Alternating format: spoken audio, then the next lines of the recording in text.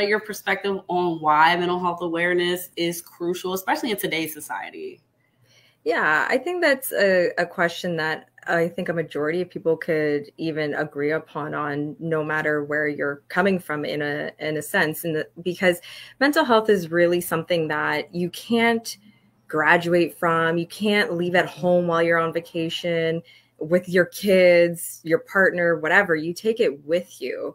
And so just like your physical health, if you want that six pack, you got to work for it. And, it's kind of the same thing with your mental health, honoring your authentic self and whatever you may have been born with, you might have acquired in this thing called life, or you might just be experiencing, I think is just half the battle. Because I think a lot of the time we almost have this dark side to us. Actually, the psychoanalyst Carl Jung speaks of this. He's like the grandfather for it, about doing a lot of shadow work. It's that work that we're almost ashamed of, probably from, being a young child, like society, family, culture, religion, kind of saying, don't do that, and kind of shaming this sort of quote unquote side to us. And that side to us, though, is actually a part of who we are.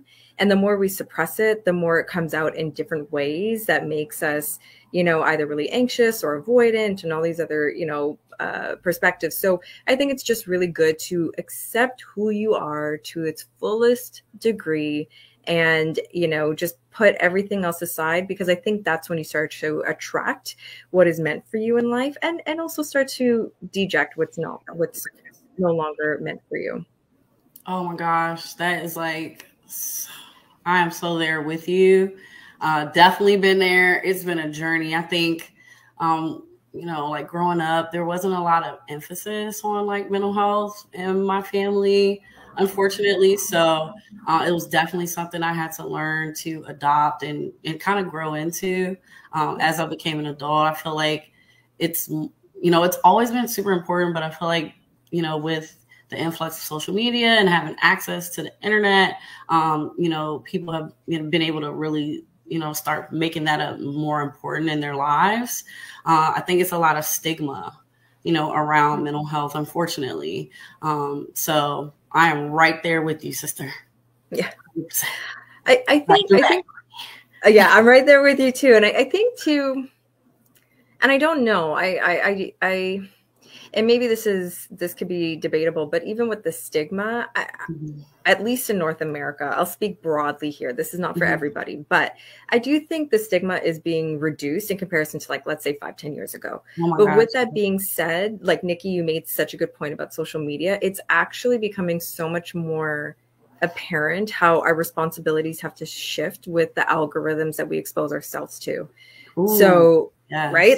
Like whatever you put in your feed, your phone always is listening to you. It's going to produce whatever you put out there. So in a way, if you want to metaphorically provide a comparison here, it's sort of like manifestation in a way, whatever you say, whatever you think, whatever you're searching, it's going to find you on your phone. It's so well tailored that you have to be, I think, that much more thoughtful about how you use your brain. Yeah, so a man thinketh. That is so true. So true. Yeah, we're curating, we're curating. So it's like why we were recently having a discussion like this, but it's like if you, talk to somebody and they're like, oh, there's so much terrible things going on in the world and that's all I see. And I'm like, that's probably because that's what you're looking at. And so if that's what you're watching and that's what you're seeing, then that's what you're going to get constantly on social media, on Facebook, right? Like on all those platforms. Like I'm really, it's like mine is like food, like recipes, fitness, and like business and like women things, like anything dealing with like women fitness or women, psychology, mental health stuff. That is what the majority of my feed is. And that's very intentional because I don't watch the news. I don't try to take in anything that's going to add to my stress. Like I was diagnosed with PTSD. And so I have to be really intentional with like what I'm watching. And it can be very triggering, like something that might not bother somebody normally. For me, it's like, it can really throw me when I just hearing it. So I definitely get that. For sure. What are some like common signs though of like mental distress that people may overlook? Like how did that relate to being like 24/7 on social media? Yeah, I think that's a good question. And I don't want to say that there's a concrete answer, because I think mental health is it's such a wide area of medicine that's still needing a lot of research. So I'm going to start there. Yes. Like if we compare it to cardiology or oncology, there's like a lot of hard testing and things like that. Like we're just beginning to learn, and I'm learning this a lot through my current studies, about like genetic testing and like is there an opportunity for MRIs and things like that to see how the brain's operating, for preventative medicine, let's just say. So there's a lot of research in this field that needs to be done. With that being said, though, the reason why, in addition to the research that still needs to be done, I think also too, it depends on, I'm going to start with genetics. If, you have a family history of XYZ, diagnoses in the family, and that can range from substances to mental health, whatever it might be, then you're at a greater risk naturally, right, of having a mental illness. And then you throw in your environment. So depending on the environment you grew up in, the family dynamics, the family structure. Exactly.